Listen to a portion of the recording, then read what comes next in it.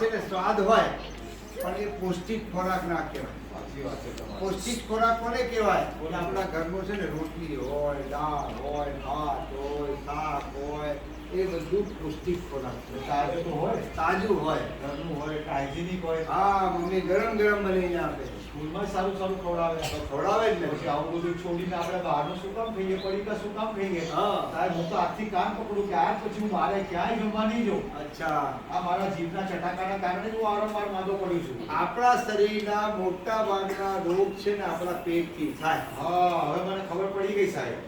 આજ પછી હું ક્યારેય બહારનું નહીં ખાઉં. અરે તમને નહીં, આ બાળકોને બી કહેવાનું કે બહારનું ખાવાનું નહીં, પડીકા તો ખાસ ના ખાતા. હા. કારણ કે એમાં સ્વાદ તો બહુ આવે, પણ પ્રિઝર્વેટિવ નાખેલા હોય, જાત જાતના કેમિકલ હોય, શરીરને પોષણ ના મળે. શરીરને પોષણ ના મળે એટલે શરીરનો વિકાસ ના થાય, એની સાથે સાથે મગજનો વિકાસ ના થાય, તો પછી ભણતરનું શું? હા, ભણવામાં તકલીફ ઊભી થાય ને. ઊભી થાય. હા, મોહનજી તમે સમજી ગયા. હા. સારું. હવે બહારનું આજથી બાદ તો પછી તમે હવે નહીં સમજી જાઓ ને, એટલા દિવસ પછી તમારા ઘેર આવ્યો છું તો. સમજી જો. હા, શું સમજવું? પેલું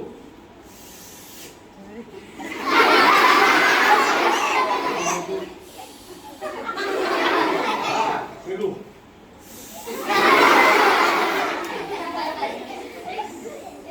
ના સમજણ પડી. એમાં શું નહીં સમજવા જેવું સાહેબ? ના સમજણ પડી. આ તમને કહું છું, મને ચા પીવી છે. આ તમે મને હમણાં શું શીખવાડ્યું હા. કે બહારનું ખાવા પીવાનું મેં બંધ કર્યું. મને એમ કે આટલા દિવસ તો તમારા ઘરે આવ્યો છું તો ઘરની ચા પી નાખીએ. હા,